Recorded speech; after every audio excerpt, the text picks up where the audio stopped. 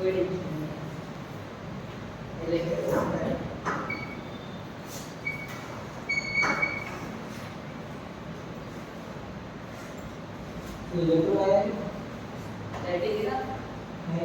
ये सेक्शन का नाम है, इलेक्ट्रोडायनेमिक्स। ये एक सेक्शन है इलेक्ट्रोडायनेमिक्स, ठीक है। ये एक बड़ा सा सेक्शन है, नहीं जैसे कि फ्लूइड, जैसे मैकेनिक्स होता है, डायनामिक्स, इलेक्ट्रोमैकेनिक्स, आप भी देख लो।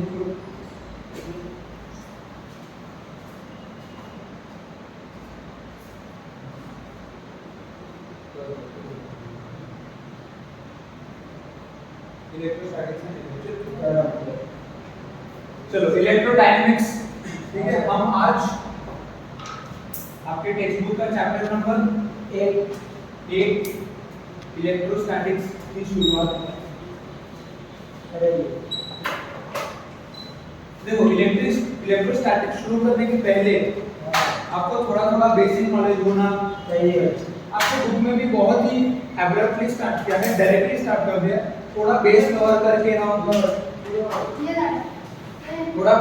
करके हम आगे बढ़े, ठीक है। इलेक्ट्रोस्टैटिक्स, अब इलेक्ट्रोस्टैटिक्स या इसके बाद आएगा आपका करंट, या उसके बाद आएगा एसी, उसके बाद आएगा इलेक्ट्रोमैग्नेटिज्म। ये सब इलेक्ट्रोडायनेमिक्स का ही पार्ट है। ये सब इसका पार्ट है, इलेक्ट्रोडायनेमिक्स। इलेक्ट्रो मतलब समझते हो?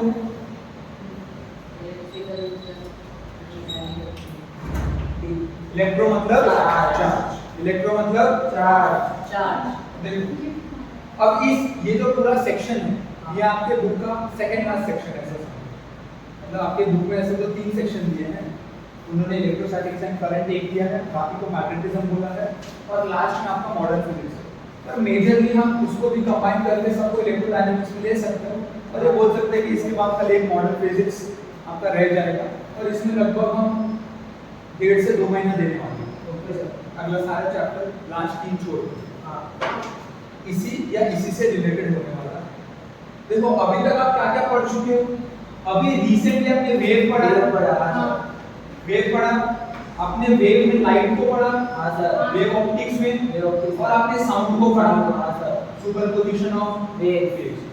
क्या साउंड हमें सुनाई देता है? Yes sir. लाइट दिखाई देता है? Yes sir. वेव विजुअलाइज कर सकते हैं? हां सर। इसीलिए इतना डिफिकल्ट नहीं है, इसीलिए इतना डिफिकल्ट नहीं है। मैकेनिक्स की बात करें, मैकेनिक्स आपने किया होगा, तो मैं 11th में मैकेनिक्स था। हां यस सर, ठीक है। मैकेनिक्स में भी हर एक चीज दिखती है। Yes sir. स्प्रिंग दिखता है, हां सर। टेंशन दिख तो सकता है हमें, दिखता नहीं पर विजुअलाइज फील हो जाता है। ब्लॉक्स दिखते हैं, फ्रिक्शन तो हमारे डेली लाइफ का पार्ट है। तो ये सारा जो चीज आपने किया है अब तक, फिजिक्स में सब दिखते हैं। अब जो करने जा रहे हो वो दिखता नहीं, वो सिर्फ आपके इमेजिनेशन, सिर्फ आपके। आपने इलेक्ट्रॉन देखा है क्या? नहीं। देख भी अभी तो नहीं देखा, ठीक है। आपने कभी इलेक्ट्रॉन को नहीं देखा, आपने कभी एटम को नहीं देखा, लेकिन हम इसके बारे में बहुत कुछ पढ़ने वाले बिना इसे। अभी ऐसी बहुत सारी चीजें इसमें जिसका प्रूफ, जिसका एक्सपेरिमेंट शायद आप इंजीनियरिंग लेवल पे जाके करो, खास करके जो मैकेनिकल में जाएगा या इलेक्ट्रिकल में जाएगा वो बेटर करेगा। जैसे हमारे पास एक नॉर्मल टेलीस्कोप हो या माइक्रोस्कोप हो, एक इलेक्ट्रॉन माइक्रोस्कोप भी आता है। अगर आपका नॉर्मल माइक्रोस्कोप 10 गुना जूम करता है, तो इलेक्ट्रॉन माइक्रोस्कोप उसका 1 लाख गुना जूम करता है, वो इतना पावरफुल है। तो ऐसे बहुत सारी चीजें हैं जो जिनका एक्चुअल में एक्सपेरिमेंट या प्रूफ आप बाद में दोगे अपने यूजी अंडरग्रेजुएट लेवल पर, पर यहाँ पर उसकी बेसिक नॉलेज होनी चाहिए।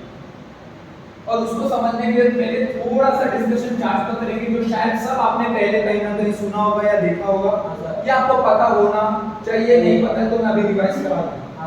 उसके बाद से हम इलेक्ट्रोस्टैटिक्स चालू करेंगे, उसके बाद से हम इलेक्ट्रोस्टैटिक्स स्टार्ट करेंगे। तो थोड़ा सा बेसिक डिस्कशन चार्ज कर रहा है, हेडिंग डालने की जरूरत नहीं।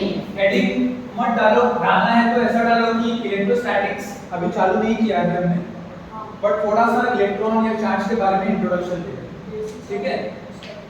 बेसिक्स ऑफ इलेक्ट्रोस्टैटिक डाल दो या और ब्रैकेट में लिख दो फील्ड ऑफ इलेक्ट्रोस्टैटिक्स। क्या लिख दोगे? Field of electricity. Field of electrostatics.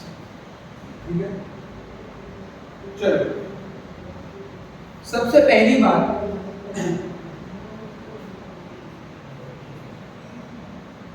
पहली बात यह है कि इस पूरे फील्ड ऑफ फिजिक्स में हम किसकी प्राइमरीली बात कर रहे हैं?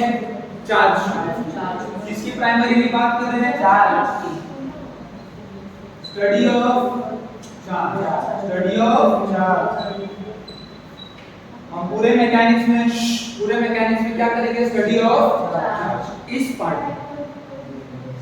में क्या करेंगे? Study of charge. तो चार्ज की बेसिक प्रॉपर्टीज पता होनी चाहिए, जो हम लोग जान लेंगे, जो कि कोई बहुत ज्यादा बड़ी बात नहीं है। और चार्ज, क्योंकि हम इलेक्ट्रोस्टैटिक पढ़ रहे हैं, मतलब चार्ज रेस्ट पे है। इलेक्ट्रोस्टैटिक पढ़ रहे हैं, मतलब चार्ज रेस्ट पे है। इसके बाद चार्ज मूव भी हो सकता है। चार्ज मूव होता है तभी तो करंट आता है। अगला चैप्टर आपका करंट इलेक्ट्रिसिटी। तो चार्ज मूव भी हो सकता है, और चार्ज अभी जो हम इलेक्ट्रोस्टैटिक्स में पढ़ेंगे उसमें चार्ज रेस्ट पर है। देखो चार्ज अगर मूव हो रहा है, पहली बात तो यहाँ पे वेक्टर्स का अच्छा भारी भरकम इस्तेमाल किया जा सकता है। चार्ज इलेक्ट्रिक फील्ड बनाता है। इलेक्ट्रिक फील्ड क्या होता है मैं बताऊं। इलेक्ट्रिक फील्ड एक वेक्टर क्वांटिटी, ठीक है। इलेक्ट्रिक फील्ड एक वेक्टर क्वांटिटी। अगर ये चार्ज मूव कर सकता है और इसके पास फोर्स ऑफ अट्रैक्शन और फोर्स ऑफ रिपल्शन है, मतलब इसमें फोर्स आ गया, मतलब इसमें मास और एक्सेलरेशन आ गया, मतलब इसमें मोमेंटम आ गया, मतलब ये एसएचएम भी कर सकता होगा। याद है एसएचएम के चैप्टर में एक मैग्नेटिक फील्ड में मैग्नेट घुमाया है, वो भी एक एंगुलर एसएचएम में लिखा है। तो ये एक्चुअल में ही बहुत बड़ी चीज है। ये जो पूरा फील्ड है ये कोई छोटी फील्ड नहीं है, पर हम उतना ही पढ़ेंगे जितना आपके बुक में है, जितना आपके बुक में है, जितना आपके कोर्स में है, उतना टच करेंगे और वहां से वापस आएंगे। बहुत ज्यादा डिटेल में जाने की कोई जरूरत नहीं है। तो पहले क्या कर रहे हैं? Study of charge. चार्ज की बेसिक प्रॉपर्टीज समझ ले। Yes sir. छोटी मोटी प्रॉपर्टीज चार्ज की समझ ले। चलो स्टडी ऑफ चार्ज। चार्ज की थोड़ी प्रॉपर्टीज देख लेते हैं, जो कि कोई बड़ी बात नहीं है। चार्ज की थोड़ी प्रॉपर्टीज समझ लेते हैं, जो कि कोई बड़ी बात नहीं है। देखो चार्ज है क्या, कोई बता सकता है?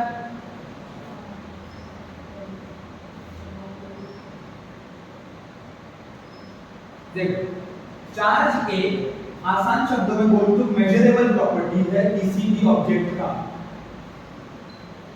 मेजरेबल, जैसे स्टॉक के पास मास है। Yes sir. स्टॉक के पास मास, इसका कुछ वॉल्यूम है, मैं मास को मेजर कर सकता हूं। हाँ सर। मास एक मेजरेबल प्रॉपर्टी, उसको मैं मेजर कर सकता हूं, समझे? और इसका वॉल्यूम है जिसको मैं मेजर कर सकता हूं। अभी लिखने की कोई जरूरत नहीं, उसका टाइम मिल जाएगा, बस मेरी बातें सुनो और आना हो। हाँ सर, ठीक है। ऐसे ही एक measurable property of any body बोल दो या एटम बोल दो, ये दोनों अलग अलग चीजें हैं और दोनों ही लिखी जा सकती। ये प्रॉपर्टी है, किसी में चार्ज होता है, किसी में चार्ज नहीं होता, ठीक है। इसको हम मेजर कर सकते हैं, मेजर कर सकते हैं। और क्या पढ़ सकते हैं इसके बारे में? इसका यूनिट क्या होता है? चार्ज का यूनिट कूलम। चार्ज का यूनिट क्या होता है? COULOM। हां, इसको मैं कैपिटल C से लिखने वाला, इसको मैं कैपिटल C से लिखता हूं। चार्ज की यूनिट क्या होती है? कूलम। चार्ज दो टाइप के हो सकते हैं। कितने टाइप के? दो टाइप। कितने टाइप के? दो टाइप। कौन से? पॉजिटिव और नेगेटिव। किसी के मन में ये ख्याल तो नहीं है ना कि चार्ज न्यूट्रल भी होता है? नहीं, चार्ज न्यूट्रल नहीं होता, एटम न्यूट्रल होता है। इसकी डिस्कशन में अभी थोड़ी देर में आने वाला है। और चार्ज कभी न्यूट्रल नहीं होता, एक पॉजिटिव होता है और एक नेगेटिव। किसी ने पॉजिटिव नेगेटिव देखा नहीं है, हमने साइन कन्वेंशन कर लिया, एक को पॉजिटिव माना तो दूसरे को नेगेटिव। पॉजिटिव जिसको माना उसको प्रोटॉन बोल दिया, नेगेटिव जिसको माना उसको इलेक्ट्रॉन बोल दिया। क्या बोल दिया? तो टाइप पॉजिटिव चार्ज हो सकता है और एक नेगेटिव। कोई शक वाली बात नहीं। अब इनमें प्यार और दुश्मनी दोनों हो सकती है। Yes sir. अगर मैं पॉजिटिव पॉजिटिव को साथ में लाकर रख दूं तो इनमें क्या है? दुश्मनी। इनमें क्या है? पॉजिटिव पॉजिटिव को रिपेल करेगा, हाँ। नेगेटिव नेगेटिव को रिपेल करेगा। Yes sir. तो इन दोनों में क्या है? दुश्मनी। क्या है? दुश्मनी बोल लो या बोल लो, they will repel each other. They will, बहुत ही बेसिक कराना, कोई नई बात नहीं है। एकदम बेसिक सा चल रहा है। यस समझ में आ रहा सर। है? Yes sir. They will repel.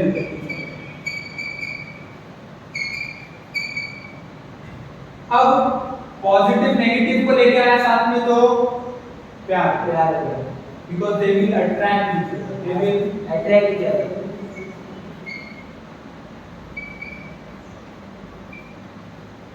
Question वाली बात नहीं। अभी तक सही जा रहा है। Yes sir. They will attract each other. एक छोटा सा डिस्कशन और कैसा डिस्कशन? छोटा सा। छोटा सा एक डिस्कशन। Smallest unit.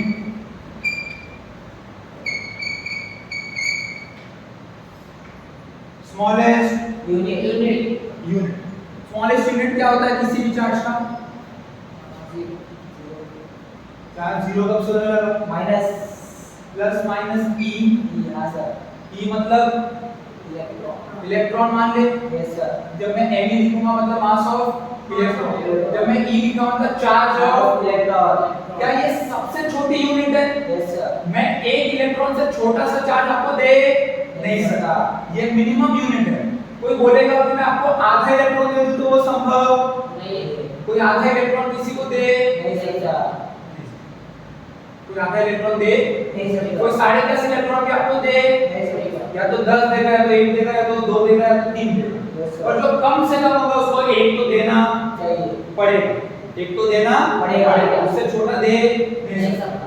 अगर देखो किसी एटम में से मैंने इलेक्ट्रॉन निकाल लिया तो उसमें प्लस ई आ जाएगा। हाँ। 2 निकाले तो प्लस 2 ही आ जाएगा। 4 निकाले तो प्लस 4 ही आ जाएगा। हाँ सर। ना ना बोल। Yes sir. एक इलेक्ट्रॉन निकाला तो उस एटम में चार्ज प्लस ही आ गया क्योंकि उसका एक इलेक्ट्रॉन कम हो गया। पहले वो न्यूट्रल था। पहले क्या था? न्यूट्रल। न्यूट्रल तब होगा जब उसके नंबर ऑफ प्रोटॉन्स और नंबर ऑफ इलेक्ट्रॉन्स बराबर होंगे। मैंने क्या बोला कि बाहर एक वैलेंस शेल था, उसमें इलेक्ट्रॉन यूजली पड़ा था जो न्यूक्लियस से ज्यादा अट्रैक्ट नहीं हो रहा था। मैंने उसको आसानी से निकाल दिया।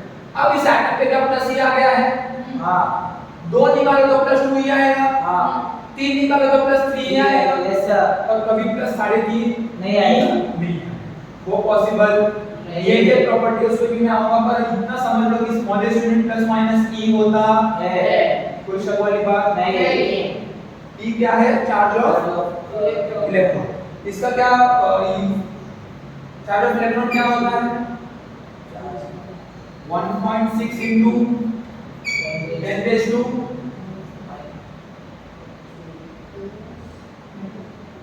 19। कितने लोग 19 बोल रहे? सही बोल। 1.6 into 10 raised to minus 19 हो जाओ। 1.6 into 10 raised to minus 19 हो जाओ। रटने वाली बात नहीं, याद होगा तो कोई बुरी बात नहीं है। याद होगा तो अच्छी बात। याद होगा तो ये हो गया चार्ज ऑफ। खैर अभी मैं आपको बता दूं अब के टाइम पे ये स्मॉलेस्ट यूनिट नहीं है। क्वार्क्स का इंट्रोडक्शन हो चुका है। इसका इंट्रोडक्शन क्वार्क्स। जैसे इलेक्ट्रॉन होता है ना उससे भी छोटा क्वार्क होता है। वो क्या होता है? E/3 प्लस माइनस या प्लस माइनस 2E/3 ऐसे। वो 1/3 ऑफ इलेक्ट्रॉन है, मतलब इलेक्ट्रॉन से भी छोटा। पर ये हमारे सिलेबस के बाहर, इसको पढ़ने की कोई जरूरत नहीं है। आपके हिसाब से स्मॉलेस्ट यूनिट अभी भी क्या है? 1.6 into 10 to the power minus 19 out of syllabus. आराम से लिख लेना, लिखने की कोई राइट नहीं। और सर पहले मेरी बात सुनो। क्वार्क्स आ गया, पर आपको हमेशा याद रखना है कि स्मॉलेस्ट यूनिट आपका चार्ज। अब mass of electron, mass of electron क्या होता है? 9.1 into 10 की पावर minus 31 kg। 9.1 into 10 की पावर minus 31 kg बहुत छोटा है। हाँ 10 की पावर minus 31 kg मतलब हद से ज्यादा कम है हमारे लिए। इसके लिए हमारे क्योंकि हम यूजुअली केजीज में मेजर करते हैं। यस सर हमको आदत क्या है, यही फर्क होता है। याद है पहले हम मैकेनिक्स करते थे, उसमें जो ऑब्जेक्ट आता था या मास आता था वो 10 किलो 15 किलो ऐसा होता था। हाँ तो हम वहाँ पे बड़े बड़े पार्टिकल्स की बात करते थे। पार्टिकल्स कैसे थे? बड़े थे, मतलब कंसिडरेबल साइज। इस मैकेनिक्स में सब एटॉमिक पार्टिकल्स की बात होती है। आपके 11th के मैकेनिक्स और इलेक्ट्रोमैकेनिक्स में क्या फर्क है? वहाँ पे जो पार्टिकल्स थे वो बड़े थे साइज में और उनका कुछ अच्छा खासा वजन था। यहाँ पे जो हम पढ़ेंगे वो सब एटॉमिक पार्टिकल्स जो एटम के अंदर होते हैं, जैसे इलेक्ट्रॉन और प्रोटॉन। बेसिक तो उसी की डिस्कशन, इलेक्ट्रॉन की डिस्कशन ज्यादा करते हैं। चलो मास ऑफ प्रोटॉन बता दो, किसी को याद है? 1.67 into 10 की पावर minus 27 kg। क्या यही लगभग मास ऑफ न्यूट्रॉन भी है? Mass of neutron. इसीलिए देखो ये भी बहुत छोटा है, मान ली बात। हाँ पर इन दोनों में ये बहुत ज्यादा छोटा है। हाँ ये 10 की पावर minus 27 है, 10 की पावर minus 31 है, तो ये बहुत ज्यादा छोटा हो गया। यस सर देखो 10 की पावर 2 है, यार 10 की पावर 2 मतलब 100। हाँ 10 की पावर 1 मतलब 10। बताइए बात तो कौन सा बड़ा है? मतलब जितना बड़ा आपका इंडेक्स उतना बड़ा नंबर। -27 और -31 में बड़ा कौन सा? -27 बड़ा है ना -31 से। माइनस है ना ये, -31 और -27 तो -27 बड़ा होगा। यस सर हाँ तो ये एक्चुअली में देखो ये ध्यान से एक्चुअली में ये बहुत छोटा है, पर जब मैं इन दोनों को कंपेयर करता हूं तो ये और भी ज्यादा छोटा है। इसका मास बहुत ज्यादा कम है, even if I compare with mass of proton. इसीलिए जब मैं मास निकालता हूं तो खाली मैं मास ऑफ प्रोटॉन और mass of neutron, mass of electron नहीं, क्योंकि वो बहुत ही कम है, बहुत ही कम है। तो mass of proton is much more larger than mass of electron। इसलिए हम उसे इग्नोर कर देते हैं, इसलिए हम उसे इग्नोर कर देते हैं। रुक जाओ यार, आ जाओ लिखने बैठ जाओ। 2 लाइन में लिखने का पूरा टाइम, पहले सुनो मेरी बात, इसकी बात ये सब चार्ज का बेसिक डिस्कशन है। आपके बुक में दिया हुआ नहीं, क्योंकि उसे लगता है कि आपको पहले से ये उसको क्या लग रहा है आपको पहले से, मुझे पता है कि आपको पहले से नहीं आया, इसीलिए ये जरूरी भी है। 11th के बाद डायरेक्टली अगर मैं गॉस से चालू कर दूं तो कुछ समझ में आने वाला नहीं, थोड़ा सा ही दिख रहा है। आज उतना ही देखो आना नहीं। यस सर क्वेश्चन वाली बात दो।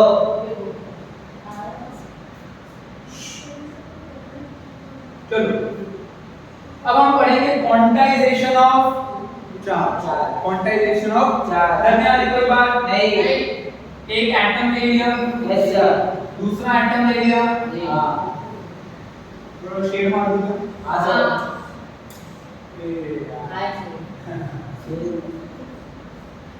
अभी मेरे को थोड़ा बहुत सीखना बाकी है, आना बोलो। यस सर ये एक न्यूट्रल एटम है, ये एक न्यूट्रल एटम।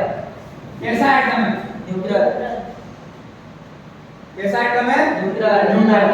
ये भी अभी फिलहाल कैसा है? न्यूट्रल है। क्या इसका मतलब इसके अंदर चार्जेस नहीं है? क्या इसके अंदर इलेक्ट्रॉन प्रोटॉन नहीं है? एटम है तो रहेगा ना, एटम है तो रहेगा। न्यूट्रल इसलिए क्योंकि नंबर ऑफ इलेक्ट्रॉन बराबर नंबर ऑफ प्रोटॉन, इसीलिए न्यूट्रल है। ऐसा नहीं कि इसके अंदर कोई इलेक्ट्रॉन प्रोटॉन नहीं है, ऐसा नहीं है कि इसके अंदर इलेक्ट्रॉन प्रोटॉन नहीं है, इलेक्ट्रॉन प्रोटॉन है, दोनों की संख्या बराबर है, इसलिए ये क्या हो गया? न्यूट्रल। दोनों की क्या बराबर है? संख्या। चलो अब थोड़ा सा एक्सपेरिमेंट करते हैं। यस सर इसका एक ई निकाल दिया मैंने। हाँ अब इस पे चार्ज प्लस ही आ गया। हाँ एक इलेक्ट्रॉन भेज रहा हूँ, एक इलेक्ट्रॉन भेज दे। अब ये न्यूट्रल नहीं नहीं है, क्योंकि इसमें क्या चार्ज आ गया प्लस ही। अब ये भी न्यूट्रल नहीं है, इसमें नहीं। माइनस ई एक और भेजा तो plus 2e yes sir minus 2e। मतलब आप सिर्फ इंटीग्रल मल्टीपल ऑफ e से ही डील कर सकते हो। मतलब जो भी चार्ज आएगा इस पे एक चार्ज आना प्लस ही, हाँ इस पे प्लस 2e भी आ सकता है यस सर इस पे प्लस 3 भी आ सकता है मेरे ऊपर, इस पे प्लस 4 भी अगर उतने इलेक्ट्रॉन होंगे तो मैं क्या बोलूंगा q plus minus n into e हो सकता है where n is an integer from 1 to n 0 से भी हो सकता है क्योंकि इस पे अगर चार्ज न्यूट्रल है तो चार्ज 0 यहाँ से अगर ये न्यूट्रल एटम है तो चार्ज 0 तो n is an integer n is an integer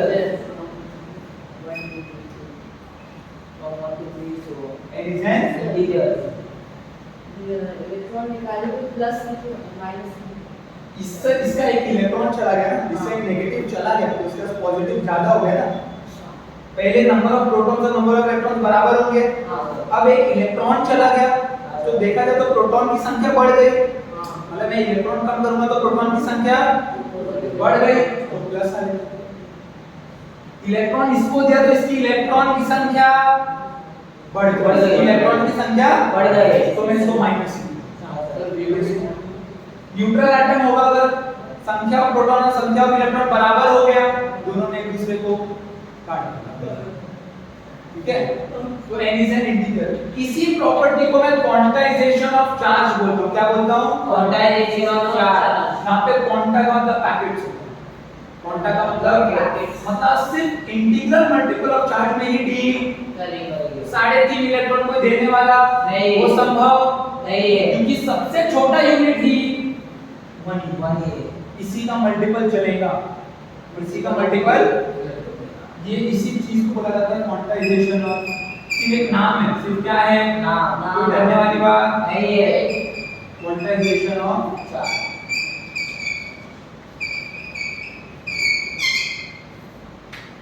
you can only deal in the integral multiple of charge। इधर एक लाइन लिख दूं, यस सर एक लाइन every atom, मैं लिख रहा हूं आप लोग भी लिख लेना। हाँ sir every atom can only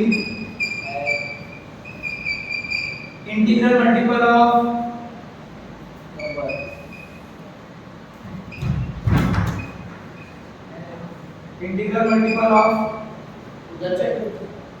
every atom can only have integral multiple of e of e, integral multiple of e मतलब 1e हो सकता है, 2e हो सकता है, 3e हो सकता है as charge, इससे कम ज्यादा चार्ज नहीं। इसी को बोलते हैं क्वांटाइजेशन ऑफ चार्ज। एक चीज है जो आपको पता होनी चाहिए, पता रहेगी तो कोई बुराई नहीं है। लिख लोगे इतना, यस सर। आगे का बेसिक डिस्कशन कंटिन्यू करूंगा, लिख लोगे। मैं आपको इस चैप्टर की एक बात बता दूं, देखो जो हमने मैकेनिक्स अगर आपने 11 में पढ़ा होगा, जहाँ पे एनएलएम पढ़ते हैं, बहुत सारे एनर्जी पढ़ते हैं, रोटेशनल पढ़ते हैं, फ्लूइड वगैरह पढ़ते हैं, उससे फॉर्मूला बहुत कम होता है। जैसे काइनेमेटिक्स में सिर्फ 3 ही फॉर्मूला मेजर होते हैं, S = UV + r², V = U + AT और V = U² + 2s, वहीं से सारा खेल आता है। उससे बहुत सारा फॉर्मूला प्रोजेक्टाइल में खाली डिराइव होता है, लेकिन उसका एप्लीकेशन बहुत ज्यादा है, उसका एप्लीकेशन बहुत ज्यादा, फॉर्मूला कम है और सवाल ज्यादा। इसमें क्या है कि इसमें फॉर्मूला ज्यादा है, इसमें क्या है आप जितना अच्छा नोट्स बनाओगे उतना अच्छा एग्जाम होगा। क्योंकि मैकेनिक्स में मैं कितना भी नोट्स दिखा दूं जरूरी नहीं कि उसी में सवाल बहुत आसान सवाल होगा। यहाँ पे इतना आसान नोट्स अगर आपने अच्छे से लिख दिए तो मैक्सिमम क्वेश्चन आपके नोट्स में से मैक्सिमम क्वेश्चन, और अगले सारे चैप्टर नंबर 8 से लेके चैप्टर नंबर 16 तक नोट से ही आएंगे, क्योंकि एप्लीकेशन क्योंकि आपको ये दिखने वाला जो ज्यादा इमेजिन करवाना आपसे नहीं है, ठीक है। आपको नोट्स इसका प्रॉपर मेंटेन करना और कोई भी लेक्चर मिस नहीं करना। तो यहाँ से 8वें से लेके 16वें तक आपको पूरा आएगा ये मेरी यहाँ से कोई भी लेक्चर मिस नहीं करेगा। एक बार मिस करोगे तो आगे पूरा सन्नाटा होगा, फिर मैं आपकी कोई मदद नहीं करेगा। मैं एक के लिए पूरी क्लास पीछे लेके जाने वाला आना बोलो। Yes sir. इसलिए आगे से कोई लेक्चर मिस करना नहीं। और सबके नोट्स बनाने चाहिए। तो स्मॉलेस्ट यूनिट की क्या है? Charge of electron, charge of electron.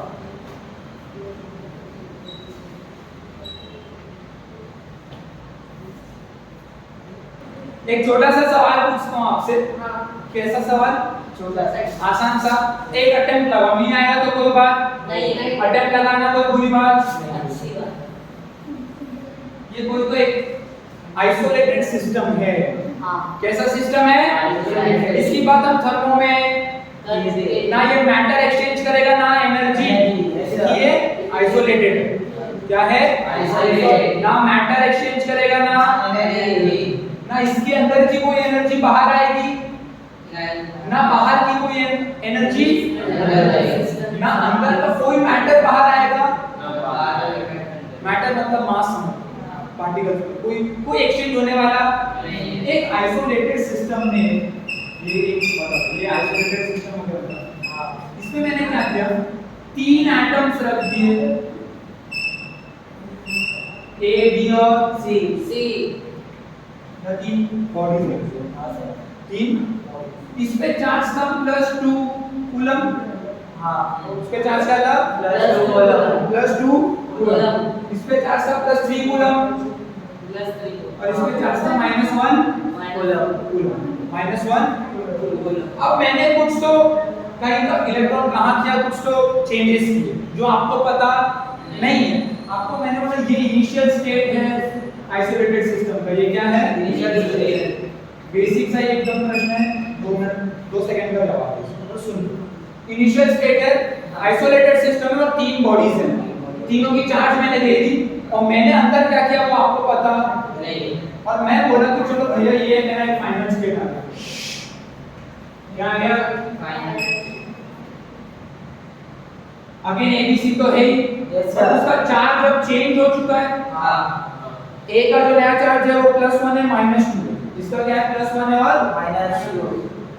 इसमें कितना होगा ये सवाल। पहले इतना था इस सब, अब इसमें कितना होगा? सीधा आंसर बताओ, तरीका नहीं सीधा। -3। तुम जो बोल रहे हो तुम किताब पे बोल रहे हो, सही बोल रहे हो। तीनों का सम करके उतना ही आंसर आएगा, जैसे ऊपर का करेंगे सब। ध्यान दो, -3 आएगा, -3 और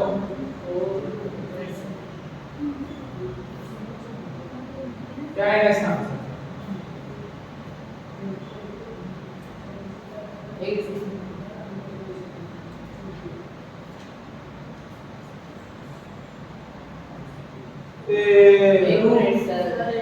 अरे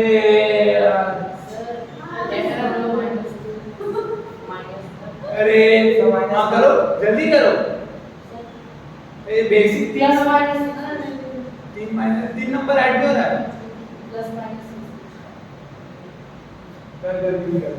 चलिए मैं बोलूंगा इसमें पूरे सिस्टम में पहले, यहाँ सुनो, पूरे सिस्टम में पहले कितना चार्ज था?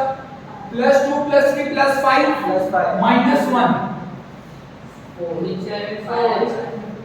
विचार में क्या आएगा? 5। इसको मैं किसके बराबर कर दूंगा? +1 -2 और +x। इसी को बोलते हैं conservation of charge. Isolated system में कहीं चार्ज मरने या पैदा होने वाला नहीं। किरचॉफ्स लॉ का नाम सुना है? 9 10 में कभी सुना होगा।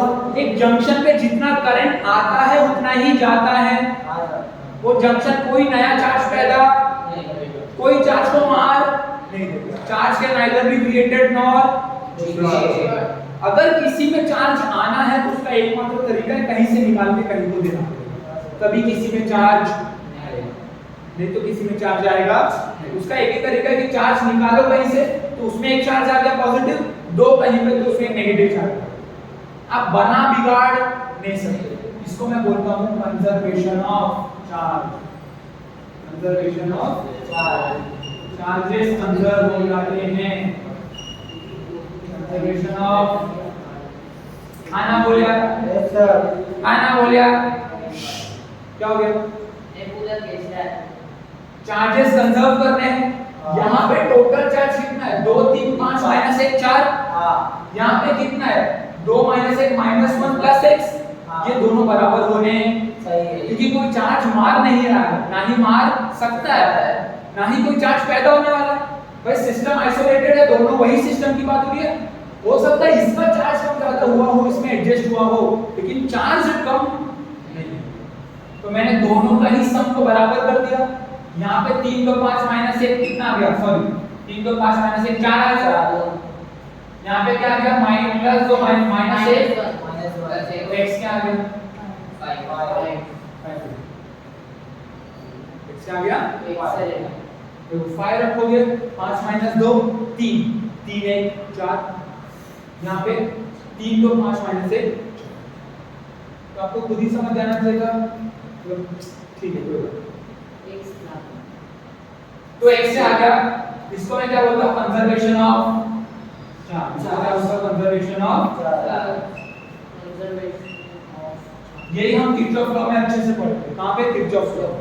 एक जंक्शन पे जितना करंट आ रहा है उतना ही करंट जाएगा, कोई करंट ना कम होगा ना ज्यादा। ये बेसिक समझ में आ गया? कोई दिक्कत वाली बात नहीं। अब एक चीज और सुनो, एक चीज और सुनो। मास की बात की हमने, मास ऑफ इलेक्ट्रॉन होता है, मास ऑफ प्रोटॉन होता है, मास ऑफ इलेक्ट्रॉन लगभग मास ऑफ न्यूट्रॉन के बराबर होता है। क्या किसी एटम के पास ऐसा पॉसिबल है क्या कि उसके पास मास नहीं है लेकिन उसके पास चार्ज है?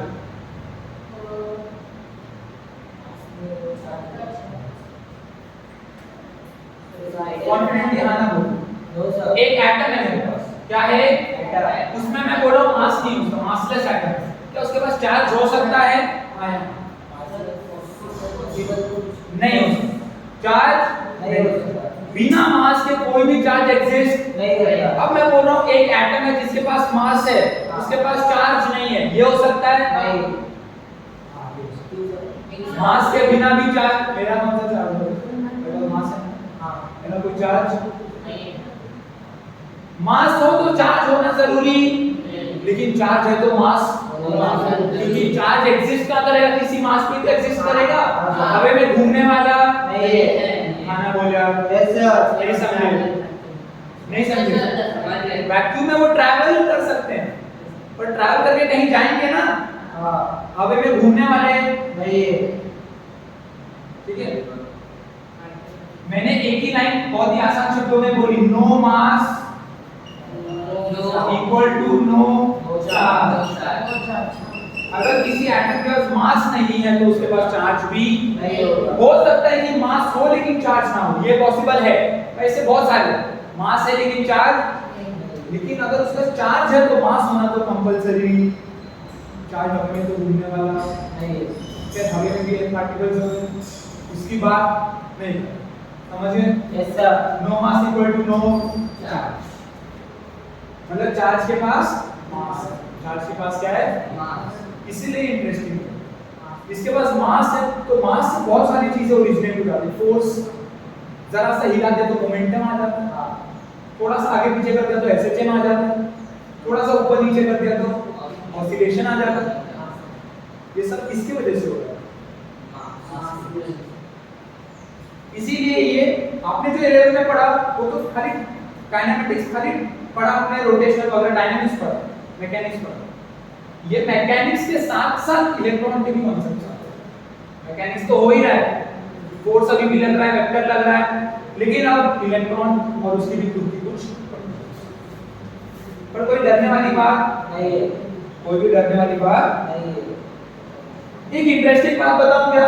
हाँ, यहाँ सुन लो, यहाँ सुन लो, एक इंटरेस्टिंग बात। मैं स्टेटमेंट लिखने जा रहा हूँ, शायद आप डिसएग्री कर सकते हो, कोई गलत बात मास ऑफ या मास ऑफ चार्ज की बात कर रहा हूं, किसकी बात कर रहा हूं? Mass of charge depends on velocity, depends on velocity. क्या जब मैं भागता हूं तो क्या मेरा वजन कम हो जाता है? अरे यार हाँ नहीं होता ना। अभी मैं यहाँ से भाग के आया, यहाँ पे कम हो जाएगा वजन। मैं एक्सरसाइज की बात नहीं कर रहा, मैं तो रनिंग की बात कर रहा हूँ। रनिंग की वजह से हीट होता है जिससे बॉडी में मेटाबॉलिज्म, वो अलग कॉन्सेप्ट है। रनिंग से मेरा वजन कम तो नहीं है, मैं यहाँ से भाग के घर जाता हूँ और आधा हो गया, ऐसा होने वाला नहीं है। सर इंस्टेंटली नहीं करेंगे, एक टाइम तक अगर मैं रोज भागूंगा तो रोज खाली तो एक दिन भाग के आगे रुक गया, 2 महीना नहीं भागा तो क्या वजन कम नहीं होगा। और रोज भागना भी एक अलग चीज है, क्योंकि हम बायोलॉजिकल बॉडी है, इसलिए हमें हीट आता है और हमारा फैट बढ़ जाता है। एटम में कोई फैट है क्या? नहीं। एटम में फैट है क्या? नहीं। एटम में फैट नहीं। बायोलॉजिकल बॉडी, इसलिए आपको ऐसा लग रहा है कि हमारा मास कम। हम फिजिक्स में जितने भी सवाल लगाते हैं, अगर कोई आदमी भाग रहा है और हमको उसको कुछ भी नहीं करना, तो हम उसका पहले मास तो कैलकुलेट नहीं करते, जो मास दिया वही मान लेते। तो हमें ऐसा लगता है कि मास does not depend on velocity, but actually it depends on velocity. from the theory of relativity. Relativity का एक फॉर्मूला है, m is equal to m naught upon m is equal to m naught upon 1 minus v square upon c square, 1 minus v square upon। मेरी बात सुनो, जब मैं भी भागूंगा तो मेरा भी मास चेंज होगा, बट वो इतना ज्यादा छोटा चेंज होगा कि वो कुछ फर्क डालने वाला नहीं। अब 10 की पावर माइनस 30 कुछ समझ लो चेंज होगा, तो कोई फर्क पड़ने वाला ना। वो वेइंग स्केल में आएगा क्योंकि उसका लीस्ट काउंट उतना बड़ा नहीं है। लीस्ट काउंट क्या होता है? एक इंस्ट्रूमेंट की सबसे छोटी चीज को गिनने की क्षमता। मेरा वेटिंग स्केल कम से कम 100 ग्राम ही गिनेगा, अगर मेरा 10 ग्राम कम ज्यादा हुआ होगा तो वो भी नहीं बताएगा वो। अरे मेरा वेटिंग स्केल 51.1 kg बताता है ना, अगर मैं 51.12 से 51.1 किया तो भी अभी भी 51.1 ही बताएगा, क्योंकि उसका लीस्ट काउंट ही उतना नहीं है। उसकी इतनी छोटी चीज मेजर करने की क्षमता नहीं है। हमारे किसी भी वेइंग स्केल की नहीं होती। इसीलिए ये जो चेंज है ये कोई ज्यादा मायने नहीं रखता, बहुत छोटा चेंज है, लेकिन इलेक्ट्रॉन प्रोटॉन के लिए बहुत छोटा नहीं। इलेक्ट्रॉन प्रोटॉन खुद में ही बहुत छोटे हैं, तो उनके लिए बहुत छोटा नहीं। ये जो बात है ये आई है थ्योरी ऑफ रिलेटिविटी से। थ्योरी ऑफ रिलेटिविटी आपको ये कोई किताब में मेंशन मुझे नहीं लगता होगा, या भी नहीं होगा, बट पढ़ने में कोई बुराई नहीं। Theory of relativity. बोलने से वो सब नाम नहीं सकता रहने जब पहले के रिलेटेड आपके से वहां तक पहुंच नहीं है एक्स्ट्रा जो तुमने के पहले वाला सिक्का हो गया तो एक डेवलप हो रहा है। तुम बस मेरे एडिटर पे काम करो। Theory of relativity m is equal to m naught upon 1 upon root of 1 minus v square by। अब देखो ध्यान से, c बहुत ज्यादा है, c speed of light, speed of light. अब speed of light is 3 lakh kilometre per second. वो 1 second में 3 लाख किलोमीटर चला जाता है, स्क्वायर कर दिया तो 1 सेकंड में 9 लाख किलोमीटर चला जाएगा। उससे भी ज्यादा। मतलब ये कितनी बड़ी चीज है, मैं उसको लिख भी नहीं सकता। 0 0 लिखने जाऊंगा तो टाइम हो जाएगा। और हम जो वेलोसिटी से भागते हैं, मैं ज्यादा से ज्यादा कितना 20 किलोमीटर पर आवर से भागूंगा, 10 किलोमीटर पर आवर, इसमें कोई कंपैरिजन ही नहीं है। ये लगभग जीरो ही हमारे लिए, इसके लिए हमारे लिए ये लगभग क्वांटिटी क्या है? 0। देखो 1 तो तब होगा जब आपको v स्क्वायर c स्क्वायर के बराबर वो कभी होने वाला नहीं। मैं तो उसके आधे भी नहीं दौड़ पाऊंगा, तो ये 0.5 से भी कम, मैं तो उसके 1/4 से भी नहीं दौड़ पाऊंगा, मतलब 0.25 से भी कम, मैं तो उसको 1/8 से भी नहीं दौड़ पाऊंगा, मतलब 0.125 से भी कम। इतना कम कि लगभग 0 अगर ये 0 हो गया तो ये 1 हो गया हाँ। अंडर रूट ऑफ 1 इज 1 तो one. m is equal to m not जो पहले था वो ये थी m is equal to not कोई चेंज नहीं m नॉट है रेस्ट मास m नॉट क्या है रेस्ट मास जब आप रेस्ट पे हो तो आपका मास मेजर कर लिया तो आपको दौड़ाने लगा फिर आपका मास मेजर किया वो रहेगा वो इस पे डिपेंड करता है खैर हमारे लिए इतना छोटा है कि हमें कोई फर्क नहीं पड़ता।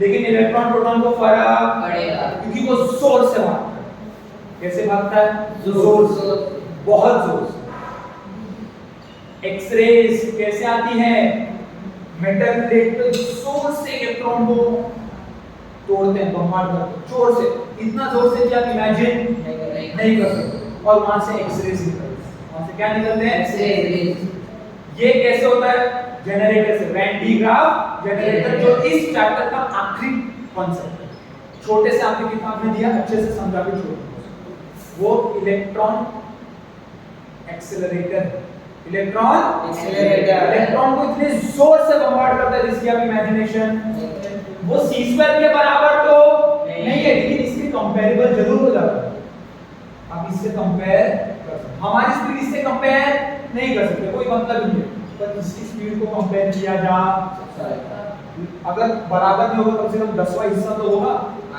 कुछ तो वैल्यू आएगी कुछ तो मास चेंज होगा लेकिन एक इंटरेस्टिंग बात और है कितनी इंटरेस्टिंग बात एक और charge does not depend on velocity पहले 1 कूलम था अभी जोर से भागने लगा तो मास कम ज्यादा हो सकता है लेकिन अभी भी 1 कूलम ही रहेगा 1 कूलम ही रहेगा। Charge does not depend on velocity ऐसा नहीं है कि 1 कूलम चार्ज लेके जोर से भागा तो कम ज्यादा हो जाएगा वो 1 कूलम ही रहेगा मास कम हो सकता है लेकिन चार्ज कम होने वाला नहीं है।